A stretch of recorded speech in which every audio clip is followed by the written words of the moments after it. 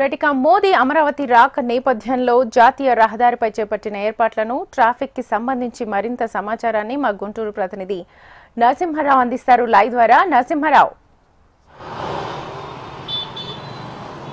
శ్వేత, ప్రస్తుతం మనం అమరావతి రాజధాని పునఃప్రారంభానికి ఈరోజు ప్రధానమంత్రి నరేంద్ర మోడీ రానున్నారు. దాంతోపాటు కేంద్ర మంత్రులు పలువురు వీఐపీలు కూడా హాజరు కానున్నారు. ఇందులో భాగంగా మనం చెప్పుకుంటే కూడా ప్రస్తుతం మనం ప్రకాశం బ్యారేజీ దగ్గర మనం ఉన్నాం. అయితే ప్రకాశం బ్యారేజీ వైపు నుంచి ఎటైతే ఉందో విజయవాడ, కృష్ణా జిల్లా కానీ, అంతేకాకుండా ఉభయ గోదావరి జిల్లాలైనటువంటి తూర్పుగోదావరి, పశ్చిమ గోదావరి, విజయనగరం, విశాఖపట్నం, శ్రీకాకుళం ఈ జిల్లాల నుంచి వచ్చే వాళ్ళ కోసం ప్రత్యేకంగా కూడా వారి కోసం ఒక రూట్ మ్యాప్ ఏర్పాటు చేయడం జరిగింది.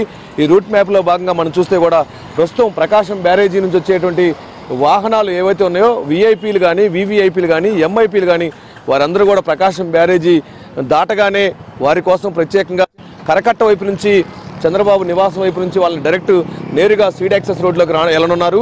స్పీడ్ యాక్సెస్లో వారికి ప్రత్యేకంగా కూడా పార్కింగ్ ఏర్పాటు చేసినట్టు మనం చెప్పుకోవచ్చు. అయితే విజయవాడ నుంచి కూడా ప్రధానంగా గవర్నర్ కూడా ఇదే రూట్లో ఆయన రానున్నారు. అయితే ప్రత్యేకంగా కూడా ఏర్పాట్లు చేసినట్టు మనం చెప్పుకోవచ్చు.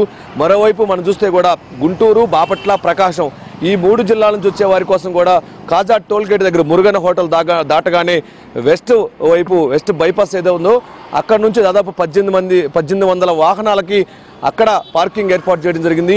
మరోవైపు ఎటువైపు అయితే ఉందో ముఖ్యంగా ఈ రాజధాని పునఃప్రారంభ సభా వేదిక వస్తున్నటువంటి పరిమి కానీ, తుళ్ళూరు కానీ, అంతేకాకుండా కూడా నర్సరావుపేట, సత్తనపల్లి, మేడికొండూరు, అటు నుంచి గురజాల, పిడుగురాళ్ళ అటు నుంచి వచ్చే వారి కోసం ప్రత్యేకంగా కూడా తుళ్ళూరులోనే అయ్యప్ప స్వామి గుడి రోడ్లోనే హైకోర్టుకి వెళ్ళే రోడ్డు అయితే ఉందో అక్కడ పార్కింగ్ ఏర్పాటు జరిగింది. మరోవైపు అమరావతి నుంచి వైకుంఠపురం, పెద్దమద్దూరు, అంతేకాకుండా కూడా బోరుపాలెం, దొండపాడు, రాయపూడి వచ్చేటువంటి వారి కోసం ప్రత్యేకంగా కూడా అటువైపు పార్కింగ్ కూడా ఏర్పాటు చేయడం జరిగింది. సో మొత్తంగా మనం చూస్తే మాత్రం దాదాపు ఈరోజు ప్రధానమంత్రికి కట్టుదిట్టమైన భద్రత, కట్టుదిట్టమైనటువంటి రూట్ మ్యాప్ ఏర్పాటు చేయడం జరిగింది అధికారులు.